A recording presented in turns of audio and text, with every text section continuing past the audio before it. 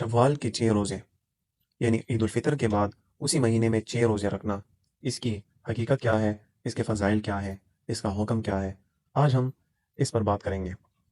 شوال کے 6 روزے یہ مستحب ہے، حدیث مبارکہ میں اس کے فضائل آئے ہیں۔ ایک حدیث میں آتا ہے من صام رمضان ثم اتبعہ ستا من شوال فذاک صیام الدہر۔ رسول اللہ صلی اللہ علیہ وسلم نے فرمایا کہ جس نے رمضان کے روزے رکھے پھر شوال کے 6 روزے رکھے، یہ ایسا ہے گویا اس نے پورے سال روزے رکھے۔ تو وجہ کیا ہے کہ رمضان کے بعد شوال کے 6 روزے رکھنے سے پورے سال کے روزوں کا ثواب ملتا ہے۔ تو یہ قرآن میں جس طرح آتا ہے من جاء بالحسنۃ فلہ عشر امثالھا، جس نے ایک نیکی کی اس کو 10 گنا برابر ثواب ملتا ہے۔ تو جس نے رمضان کے 1 ماہ کے روزے رکھے اس کو 10 ماہ کے روزوں کے برابر ثواب ملتا ہے۔ پھر اس نے شوال کے 6 روزے رکھے تو اگر 10 گنا ثواب ملے تو گویا اس نے 60 روزے یعنی 2 مہینے مزید روزے رکھے، تو 10 ماہ رمضان کے روزے برابر ہوئے اور 2 ماہ شوال کے روزے برابر ہوئے، تو یہ ایسا ہے پورا سال اس نے روزے رکھے۔ تو شوال کے روزے رکھنے چاہیے۔ دوسری وجہ یہ ہے کہ علماء فرماتے ہیں اگر انسان کا ایک عمل قبول ہوا تو اس کی نشانی اور دلیل یہ ہے کہ اس کو اس عمل کی مزید توفیق مل جاتی ہے۔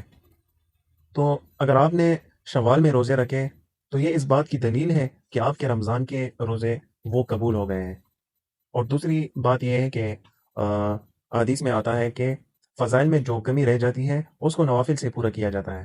تو شوال کے روزے چونکہ نفلی روزے ہیں، رمضان میں روزہ رکھ کر آپ سے کوئی کمی کوتاہی ہوئی ہے، میں آپ نے جو ہے روزے کی حالت میں غیبت کر دی، خدا نخواستہ آپ نے جھوٹ بولا ہو، کسی کی دل آزاری کی ہو، تو اس کی وجہ سے روزے کی فضیلت میں کمی آ جاتی ہے، وہ کمی پھر نفلی روزوں سے پوری ہو جاتی ہے۔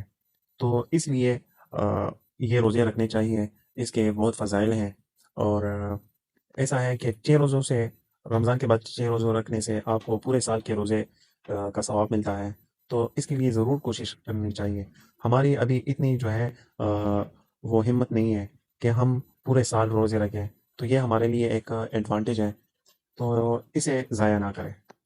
دوسری بات یہ ہے کہ یہ 6 روزے شوال کے کب رکھے جاتے ہیں، کب رکھے جائیں، تو عید کے دن کو چھوڑ کر باقی 29 دن شوال کے جو ہوتے ہیں اس میں آپ کبھی بھی یہ 6 روزے رکھ سکتے ہیں۔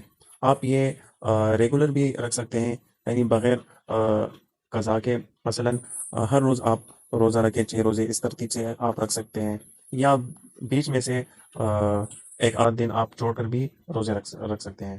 ایسا نہیں ہے کہ 6 روزے آپ نے اکٹھی رکھنا ہوتی ہے، تو آپ اکٹھی بھی رکھ سکتے ہیں اور بیچ میں چھوڑ کر بھی آپ رکھ سکتے ہیں۔